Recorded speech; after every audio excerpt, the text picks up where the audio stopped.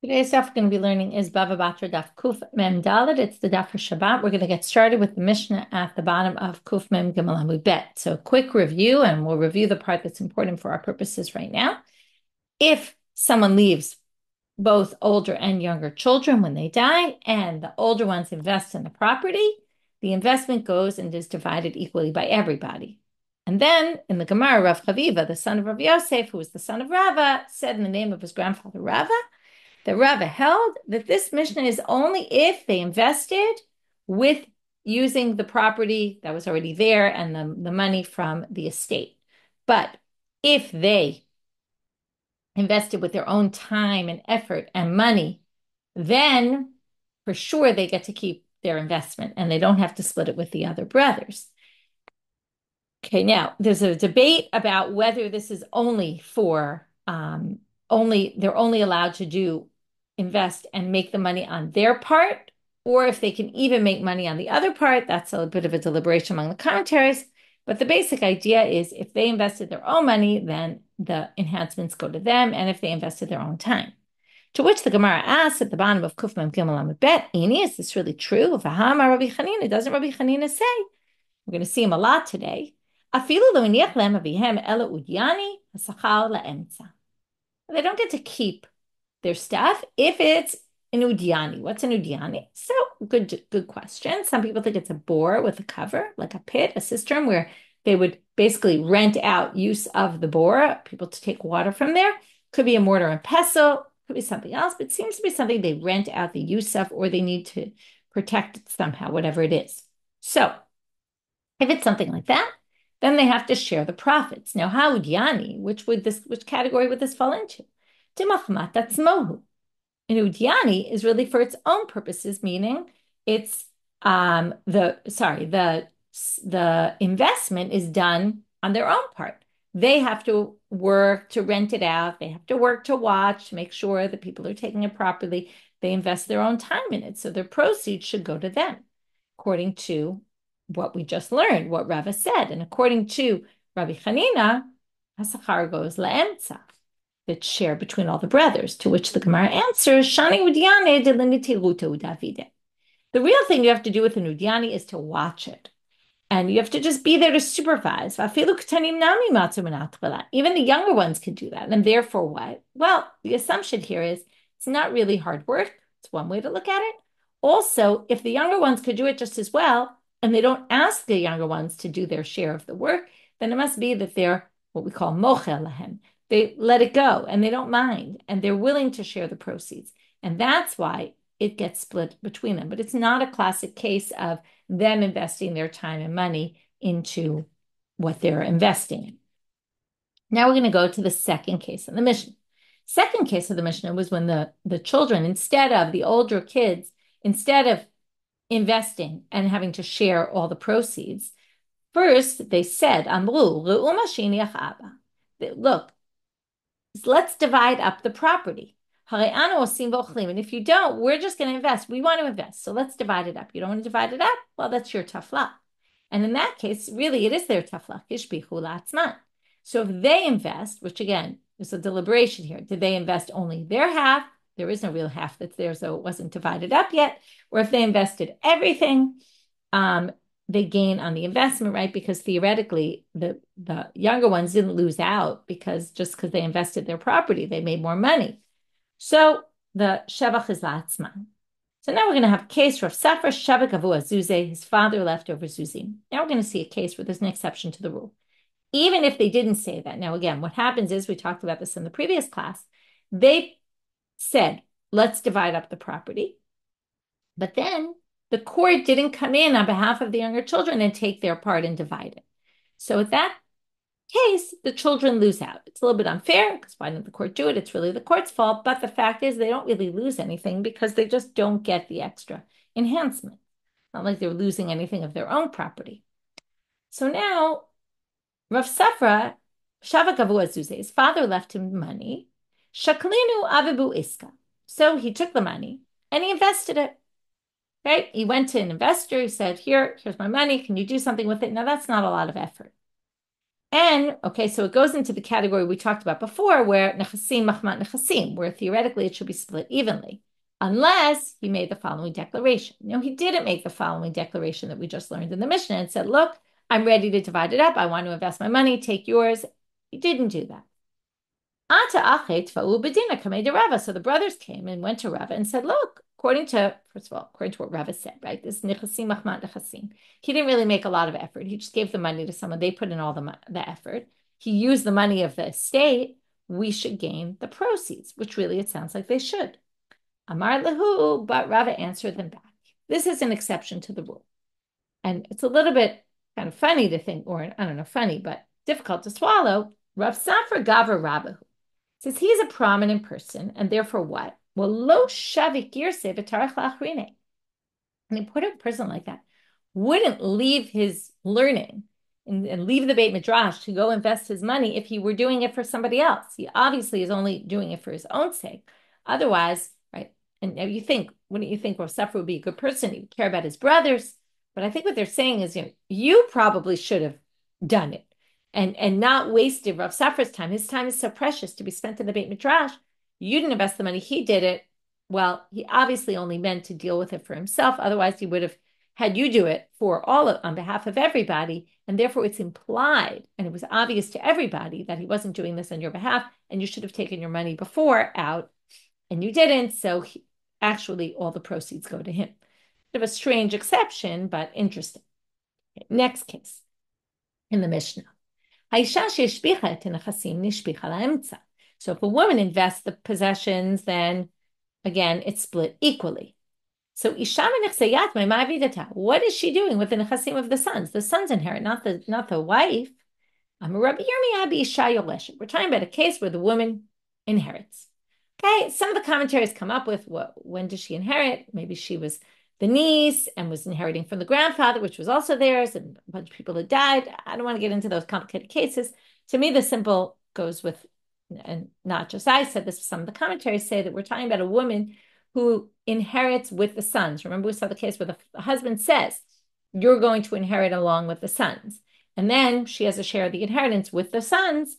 And then, if she invests, she has to share it just like with the brothers. To which the Gemara says, Pshita, okay, we already learned that with the brothers. Why do we need to learn it here? Well, Ma'u detema kevan de lav darka the mitrach, afagav de lo parish, kamo de parish dami. You might have thought that since maybe she's like Rav Safra, the women don't generally invest in the property. In which case, if she does, maybe she's only doing it for her own sake, because it's not usually what she spends her time doing. And maybe that's obvious, and then she would only get it for herself. She would get all the proceeds. But it's as if, right? But they say, no, we don't say it's as if she, right? What they say here is, even though she didn't explain, maybe it's like as if she explained and said, let's divide up the property. You don't want to, well, tough luck, I'm going to get the proceeds. Kamash malan, therefore they come and teach you, no, she actually has to share it equally. And then the Mishnah continued, though, and said, but if she is explicitly, and she says, Imam Rav, look what my husband left me, then she gets it herself, to which the Gemara asks again, Pshita, well, we already know this from the brothers. Why do we need to say the exact same thing by the mother? By the wife? To which they answer, Ma'u detema, you might have thought, Kevan de shvicha lamilta da amre, katarcha kamayatme, achule achla. Maybe, people will say, and this goes back to what we learned, and I think it was Kuf Lamed Aleph, which we'll actually go back to again today. The woman is always wanting to look for this kind of respect. Now, maybe if she invests her money and the orphan's money, people will say, wow, what an amazing woman. Look how much she spends investing on behalf of the orphans. That's the Shvicha Lamilta. She'll get praised for this. Da'amre, because people will say, Katarcha Kameyatme. She's putting in effort on behalf of those poor orphans. And therefore, Achule Akle, maybe she's willing to do it, invest for them, and she's giving up her rights, even though she told them, go take your stuff. But if they didn't, maybe she's willing to invest on their behalf. Kamash malan, therefore the Mishnah teaches you, no, we don't say that. Amar Rabbi Chanina. Again, we have halakha of Rabbi Chanina, who says, Hamasi isha lebeno gadol babayit kina'o. If somebody marries off his son, he marries his son off to a woman in a house, kina'o. The son acquires the house. Okay, this sounds very odd, but you might remember we talked about this in earlier chapters of the Masechet, where there was often this house that they would build. A man would build it for his son when he got married. They would have the wedding there, and then the idea was the son was going to move in there, sometimes just in addition to his house or a house right next door. And it was a very common practice. This is all based on the custom in that place, right? In that time, what people generally did, and you're going to see this right now. So we have a bit of a weird halakha, and soon we're going to say it's a hilchata below tama. This doesn't really make a lot of sense, this halakha, because all he did was marry off his son in this house. He never said, this house is a gift for you, but it's implied that he must have given it to him as a gift. And therefore, the son acquires the house. But now they say, well, not exactly all cases. Dafka gadol, only if it's the firstborn son. Dafka betula, only if he's marrying a virgin, a woman who's never been married before. Dafka ishto rishona, only if the husband, the son, has never been married before. And dafka shisio rishon, and only if he married him first. This is cause for incredible celebration. First marriage of both people. First marriage of the family and his oldest son. That is worthy that father will generally be so happy he'll give this house to the son. And because that's the general practice, if he married his son in that house, the assumption is the son acquires the house. However, we're going to see a whole bunch of exceptions to the rule. And what does a father do if he doesn't want this to happen? How does he protect himself? To get there, first we're going to ask Pshita. We're going to ask a question which starts with Pshita. Pshita yeched lo bayit. Obviously, yeched lo aviv bayit ve'aliyah. If he designated a house with a second floor, bayit kana aliyah lo kana. We assume he was only giving him the house, not the first floor, not the second floor. Bayit b'achsadra mahu. What if it was a house with a portico, which was an area with a lot of windows, and that would be the entranceway into the house? And to get to the party, right, the aliyah, the second floor, people don't have to go there when they come to the wedding party. But they do have to walk through the portico to get into the house. So does that mean the son has a kinyan on the portico as well? What if the house was an inner house that you had to pass through the outer house? And again, the party was in the inner house, but the whole wedding party walked through, and everyone who came to the party walked through the outer house. So perhaps the son acquires the outer house as well? Teku. We don't know the answer to that question. Now we're going to bring a contradiction. Meitive. Yichelo aviv bayit ukle bayit. Kle bayit kana bayit lo kana. The father designated for the son a house and utensils for this party. He acquires the utensils. Those are given as a gift, but not the house. So that seems to totally contradict what Rabbi Hanina said. Amar Rabbi Yirmiyah, Kegon, in order to answer this question, he said, Kegon shaya otzaro shalaviv munach sham. Rabbi Yirmiyah says it must be the father had storage stored up in that house, and that shows that the father still wants the house for himself. And then it wouldn't be acquired by the son. And now we're going to go through a whole list of things that different rabbis say that each one kind of gets less and less. That even if you leave something small in the house, we'll get to like a shoe or something, or a jar of oil, that's enough to show this house is not going to the son. So we got to this basically based on this contradiction, that we had to explain the contradiction as saying, well, when do you not acquire the house? When the father leaves something of importance in the house. And the question is, how important does it need to be? So Rabbi Yirmiyah kind of says something big where he was storing things there. Nahardea, Amre, they said, it's a city, right? In the city of Nahardea, they said, Afilu shov chadione, even a dovecoat, if he leaves there, that's enough. Rav Yehuda v'Rav Papa Amre, Afilu atzitza deharsana, even a little pot with some fish in it. Marzutra, Ansebe Libre, he married off his son. Utalale sandala, and he hung a sandal there. Rav Ashi, Ansebe Libre, he married off his son. Utalale ashisha de Mishla, and he hung a jar of oil. So this was all to show, I don't intend to have this house be acquired by my son. Amar Marzutra. So now comes Marzutra with this big statement, which is, Hani tlat mile, shavinu Rabbanan kilchata below tam. Okay, these three halachot, which we're going to mention right now, one of them, the one we just said, one of them we learned in Daf Kuf Lamed Aleph, and a third are what we call a hilchata below tama. We talked about this on Kuf Lamed Aleph when we learned the sugya, which is, these are, we paskin the halakha this way, even though it's not really so clear cut. And we're going to see what's unique about these three cases. So chada ha, one of them is this one of Rabbi Hanina that we just learned. Chada idach, sorry, the other one is the Amar Rav Yehuda Amar Shmuel kol kotev kol nechasav lishto lo asa ela pitropa. If you made your wife, you said I'm giving you all of my possessions.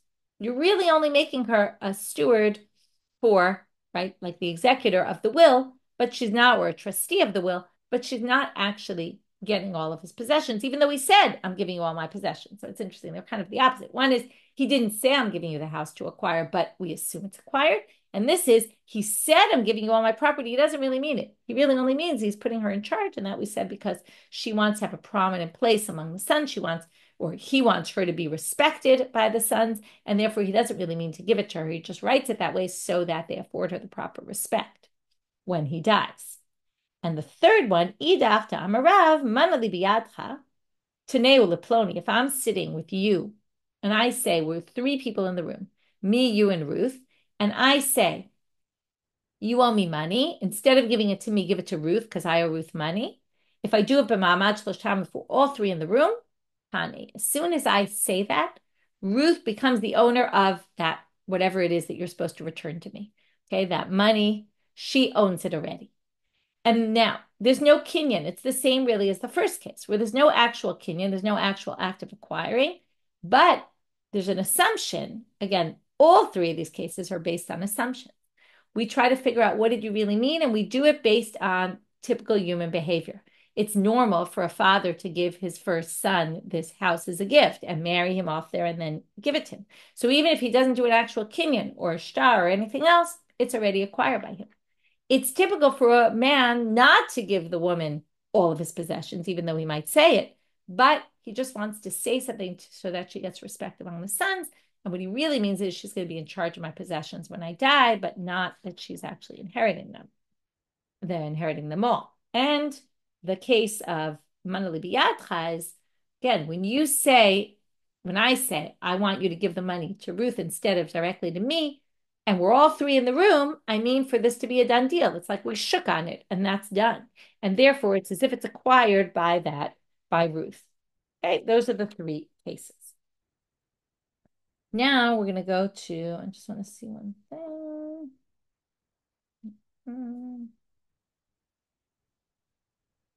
Okay. Now we're going to turn to Amud Bet. Achim hashutafim.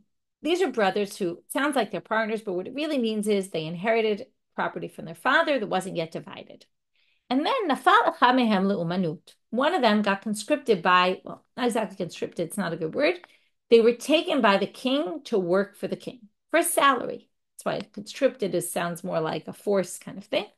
Maybe this was forced, but he's making a nice salary. Nafal le'emtza. All of his salary has to be divided by the brothers. Seems a little strange. Rashbam explains that it's umanut hamelech, that even though it says umanut for a trade, but really what it means is for a trade of the king. Shemachmat aviv nafal umanutzo. Okay, we're missing some details, which Rashbam is filling in. The way it worked in those days was that the king would take from one per family to work for him. Or 1 month it would be from this family, the next month from another family. So that's what the Rashbam continues to say, right? This month, this one, this month, that one. And he came to the house and randomly picked one of the brothers because he was randomly picked and because their money's all together, because they all live off the father's estate, his salary has to go equally to all of them because he has no more rights to this job than anybody else. Even though he did the work, it's a little strange, but that's how it nafala emsa. Chalav nitrape. If one of the brothers got sick and then got better, nitrape mishel atzmo. He has to pay his doctor bills on his own. This is a little strange. Rashbam already tells us the way the Gemara is going to explain, which is this is only if you got sick on purpose. Okay. What that means, we're going to have to wait for the Gemara to tell us. What does it mean to get sick? Purpose, that you brought it upon yourself rather than getting sick for some unknown reason. It seems that if you're sick for some unknown reason, you didn't bring it upon yourself, then actually you would be able to pay your doctor bills from the joint inheritance. So now the Gemara starts off and explains to us, which we already explained based on the Rashbam, Tana hai umanut leumanut hamelech. It's for the umanut of the king. It's for the king's, for a job for the king. Tanu Rabbanan, here's another braita. Okay, often it was tax collecting. That's what the Rashbam had said earlier, even though I didn't read it inside. And now we're going to talk about this as well. Tana Rabbanan, Chamena Achim, if one of the brothers, Minuhu Gabai, they made him into a tax collector, or Pumustus, which could be either a soldier or something like that, or it could be a policeman. Im machmata achin la'achin. If the job was given to him because the house was supposed to, one of the brothers was supposed to do it, and it was just he got chosen, well, then it has to be divided among the achim. This is like our Mishnah. Im achmat atzmo, but if he got the job because he sent his resume and said, I'm looking for a job in this area, and then got the job, la'atzmo, then of course his salary is going to go to himself. So the Gemara says, Im achmat achim la'achim pshita. Okay, if it's for the brothers, right, then if it's because of the brothers he got the job, then of course it gets divided among the brothers, meaning it was they chose the house and they chose him from the house randomly, well, then of course it should be shared. It's obvious. To which they answer, Lotzricha de harif tfei. They mean is he was maybe better equipped than all the other brothers for the job. You might have thought because of his sharpness, that's what got him the job. And therefore, maybe he could claim, yes, it was true, it was one for the house, but I got the job over all of you because I was more qualified. Hamash malan, therefore it comes to teach you, no, that's not the case. We don't give him more money because of that. He still has to share it because it was a job for someone in the household. Tanu Rabbanan, another bright.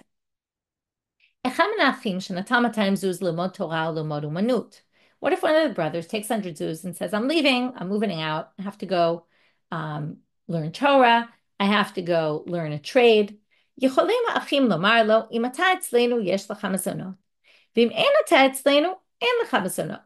say to him, listen, if you live with us, we'll pay you food. You don't live with us, you don't get food anymore. We're not paying your food.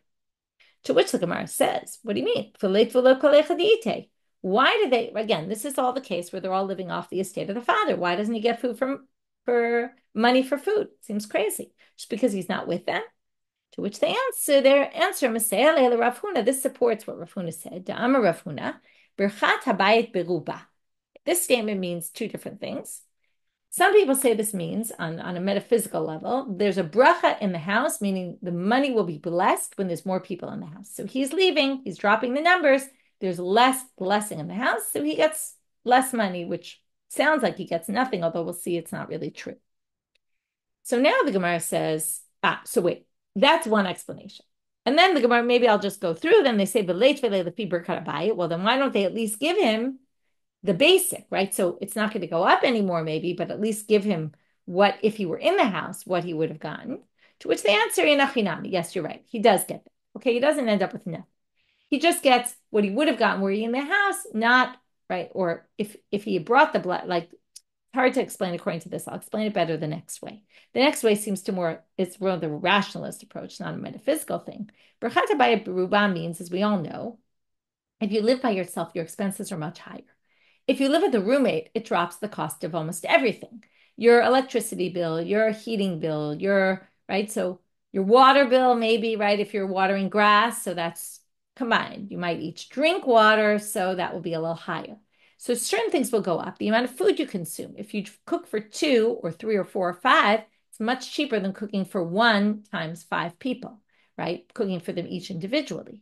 So it saves money to have him in the house. So then the Gemara says, fine, but at least he should get what it would have cost them per capita if he were living in the house. To which the answer, yes. That amount he gets, he just doesn't get an additional amount that he's going to need for living on his own. If he was sick, he has to pay the medical bills on his own. This is only if he was sick on purpose. If he caused himself to get sick. But if he gets sick accidentally, which normally we look at most getting sick as an accident, well then nitra payment emsa, then it's shared by all the brothers, the cost of his medical bill. So what is pshia? We're going to see Rabbi Chanina again. Kid Rabbi Chanina. Ta'amar Rabbi Chanina, hakol bidei shamayim, everything is in the hands of God, meaning all diseases come from God. Chutz mitzinim pachim, other than cold and heat or cold and drafts, depends on how you read this. Understand the word pachim. Shneamar, sanim pachim bederach ikesh, shomer nafshot yerchak mehem. Sanim pachim, the cold and the drafts, or the cold and the heat, is the way of the crooked, meaning it comes from people who don't take care of themselves properly. Shomer nafshot yerchak mehem. If you're careful, you will keep your distance from these things. Okay, this is like when your grandmother says, "Oh, if you don't go out with a scarf, you don't wear your winter jacket, you're going to catch a cold," right? So they believe the same thing, which is, Okay, you can all tell me whether it's true or not. Different opinions about this, whether going out without the proper covering really gives you a cold or not, gets you sick. Could be yes, could be no. Anyway, we'll leave that open to your imagination, but the Gemara certainly thinks that it does, and that's what they're saying. It's your fault if you got yourself sick. New Mishnah. Okay, we could come up with all sorts of reasons. You didn't eat properly, you didn't take care of yourself, right? All sorts of things that could cause you didn't sleep. Okay, new Mishnah. Okay, let's do some background before we read and explain this. In those days, another thing that we're going to learn, this is a lot of things about common practices. When someone would get married, the father, let's say a father is marrying off his son. So his friend will often send gifts from his own son. He'll kind of send his son over as a shushbin. He'll be like an usher at the wedding, a shushbinin. That's what shushbinin are. His job is l'sameach, to make the chatan happy. And he'll also bring lots of gifts. Now, these gifts are not just gifts. Okay, and this is actually interesting. We always have this discussion because, for example, it's common in Israel. And when you go to a wedding, you give money, you pay the family, but you're really paying for your space at the wedding, as opposed to, more common custom in America, I would say, is to give a gift for the couple, but it doesn't go to pay for the wedding. So, and in Israel, there's different customs as well, but this is very common that a lot of people, it's the money you're giving is going to pay for the wedding. It's more like an obligation almost. It's not exactly. But what this is going to be talking about, this Mishnah is, in those days, if you gave a gift to a family for their son's wedding and you were the father, then the father incurs an obligation, the father who received the gift incurs an obligation to pay back when that guy's son gets married. Okay, so the two fathers, like one father sends a gift to one for his son getting married, the other father has to return the favor. And it could even be a court, the court can intervene and obligate him. It's a real obligation. Okay, it's not just like I said, you're supposed to pay for your spot at the wedding, but it's really like an obligation. Okay, so now, based on that, what if the father sent Reuven, his son, to go be a shushbin for someone's wedding, and he was his messenger, and he brought the gifts? Chazra shushbinit chazra la'emsa. Now, that was when the father was alive, but then the father died, and now Reuven's getting married. So the other father now is obligated to send a gift for Reuven. So when he sends a gift, does Reuven get to keep it? But at this point, it's not really for Reuven anymore because Reuven is together with his brothers in the estate of the father. And it was really an obligation for the father. Because it was an obligation for the father, meaning it's like the father was owed this money. Now, he's not owed it until his son gets married. But when his son gets married, he gets owed the money. Since it's a chov for the father, because the father was the one who sent Reuven in the first place, he sent his own son, it was really a gift from the father, not from Reuven, then the obligation is to the father, and the father's dead, so it gets shared among the brothers. Chazra la'emsa. That's what it means, chazra shushbinut. When the shushbinut is given back, it goes back and gets divided equally among the brothers, and Reuven doesn't get this gift himself. Aval, hasholech lechavero kadei yain v'kadei shemen. But if someone just gave a gift to a friend of wine or oil, ein nigbim bebeitin. Oh, sorry, I skipped a line. Shushbinut nigveit bebeitin. Okay, why is this? Because the shushbinut can be collected in the court. I explained it to you, but I didn't read it inside. But if you send wine and oil, now some people think this has nothing to do with the wedding. This is just you gave someone a gift. And when you give someone a gift, they're supposed to give you a gift back, right? You go to someone's house for a meal, you give them a gift. When they come to you, they give you a gift. Or some people think this is a gift at the wedding. It's just not the usual gifts of the shushbinin. It's a different kind of gift. And it doesn't fall into that category of the shushbinin gifts. Since they're enig ben bebetin, no one can make you give a gift back of the same thing. Mipnei shehein k'milut chasadim. Okay? These are like chesed. This is just a nice thing to do. But it's not anything the court can insist on, and therefore it doesn't get divided. If somebody brings it back to you, it goes directly to you and not to divide it among all the brothers. Now, okay, we're going to put the kadei yain, kadei shemen on the side, and we're going to go back to the first part of the Mishnah. The Mishnah said basically, brothers. So if the father, again, sent Reuven as a gift for his friend, for David and David's son who was getting married, Then when David sends a gift back, if Reuben's father is no longer alive, Yaakov is no longer alive, so the gift is divided evenly among Reuben's brothers. But a Rimini, contradiction, because there's a Braita that says, Shalach lo aviv shushbinut, same thing. Father sends a shushbin, he sends Reuben as his shushbin for David's children. Kishu he choseret lo. When Reuben gets the gift back, it goes to him, even if the father's not alive. Nishtachala aviv shushbinu. Now there's a second case in this Braita, which isn't connected. That's already a contradiction, because it says it goes straight to Reuven, not that it gets divided among the brothers. But the second case in that Braita, which will be important for going forward, is if the father, first Reuven got married, not David's son, but Reuven got married. So Yaakov gets a gift for his son Reuven from his friend David. Kishi chozeret, now Yaakov dies, but now David's son is getting married.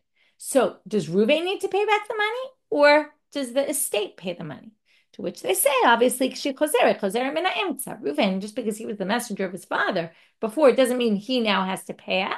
So therefore, it gets divided. It's an obligation of the father. The estate pays for it, all the brothers equally.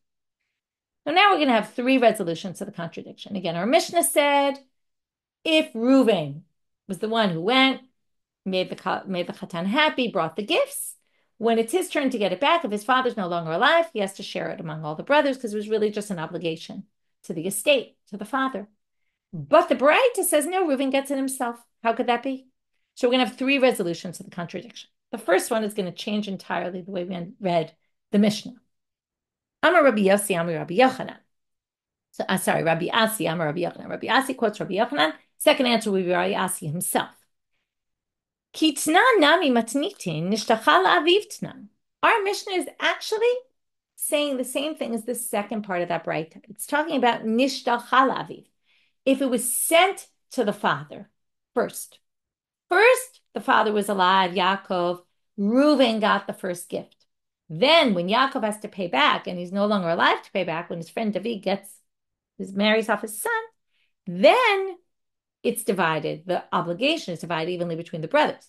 But if it's the reverse, like the Braita said, that Reuven gets the gift after Yaakov dies, Reuven gets it himself. So that's what it said. That's all the words mean. Nishtachal aviv tan. It was sent to the father first, not that the father sent first. So now the Gemara said, but that's not what it says in the Mishnah. It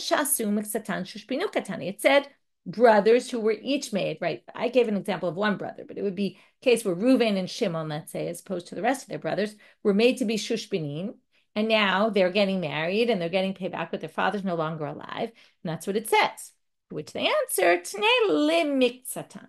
Now read it as, we're going to have to change a few words, but first we're going to start with this. Achim shasu limiktsatan. There were brothers that some of them became, right, that they did for those brothers shushbinut, meaning David sent gifts for some of the brothers. And then, right, when the father was alive, and then the obligation for them to pay back came only after the father's death, then they have to share the obligation like the latter part of the Braita. And then it doesn't have a contradiction. But then it says, Vaha chazra shushbinu katani. But then it says in the Mishnah, no. Chazra shushbinu chazra la'emtza. Chazra means when it comes back to them, which means it's where David got it first, and now he's giving it back to them. That doesn't make any sense. To which they answer again, let's change the words. And with this, we'll finish with this answer. Hachi kamar, chazra ligavot nigvet me'emtza. What they really meant was chazra shushbinu, meaning chazra to collect the shushbinu, meaning when David's kids then get married after Reuben and Shimon already got when Yaakov was still alive, when David's sons now get married and we demand it from Reuben and Shimon, we don't demand it from Reuben and Shimon, we demand it from the estate because it's an obligation of the father. But if it were the reverse, if David's kids got married first and then we're paying back to Yaakov his obligation, when Shimon were still alive, when Yaakov was already dead, then they would have to share it equally. Okay? But, no, I just said that wrong. Then they would get it. If they were shushbinim first and gave the gifts, then they would get it back when they get married and they would keep it for themselves. Okay? If it's the real issue is, if it's their wedding, then they get it entirely. If it's an obligation, they have to pay for someone else's family's wedding, then the obligation is going to come equally from all the brothers. They're going to have to all equally pay. That's the first answer. But the other answers are going to assume the Mishnah meant the simple reading of the Mishnah, and they're going to explain the contradiction in some other way. And we're going to have to say there's kind of two different cases where both the Mishnah and the Braita are discussing, again, we're talking about the first line in the Braita, are discussing cases where Reuven and maybe Shimon acted as shushbanim for, right, we'll just go with Reuven now. Keep it one brother. It'll be easier for the third answer. Reuven acted as a shushbin for David's son's wedding. His father sent him, Yaakov sent him to do it.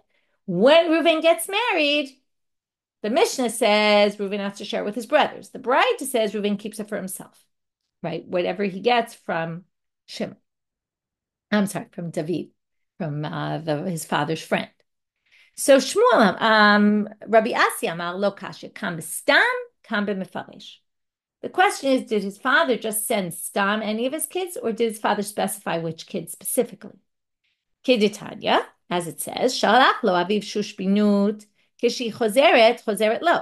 The father sent him as a shushbin. When he gets it back. There's another Braita, because his father sent specifically him.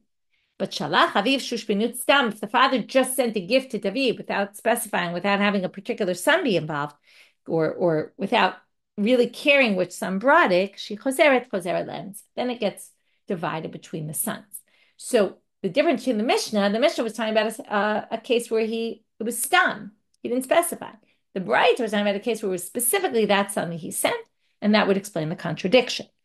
Shmuel Amal is a bit of a strange case. Hacha b'yabam askin. It's a case of a yabam, meaning Reuven got married, but then, remember, first David married off his son. Reuven was the shushbin, he brought the gifts. Then Reuven's father dies, and then Reuven gets married. When Reuven goes to get married, the shushbin, we're going to see exactly how this works out. We're going to have to wait till tomorrow to see the whole thing.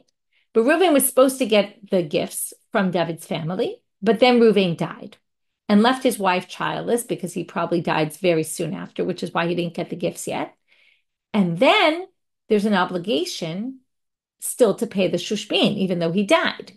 So now what happens? Well, Shimon, his brother, is going to do yibum with his wife, right? With the woman who was married to Reuven. So when he goes to do yibum, that's what we're talking about in the Mishnah. Very hard to say this is the Mishnah. This is what we call an ukimta, where we say it's a unique circumstance. And now we say the following.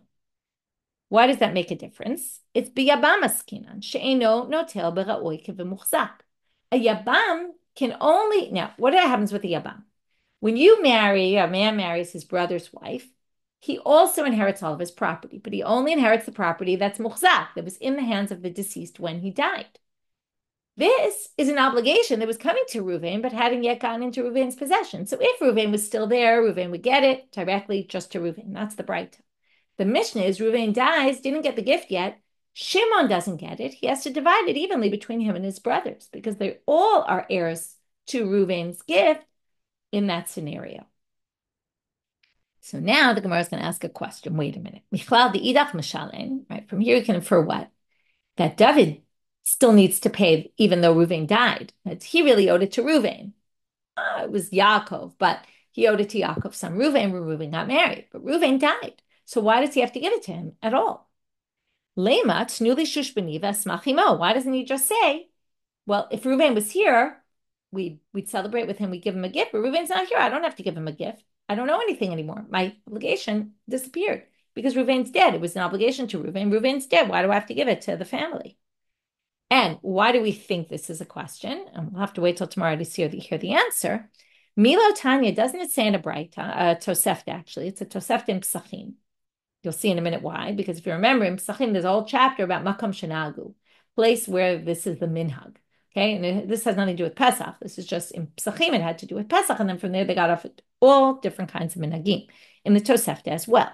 Does it not say in a Braita, Makom Shenagu lachzir kiddushim machzirin?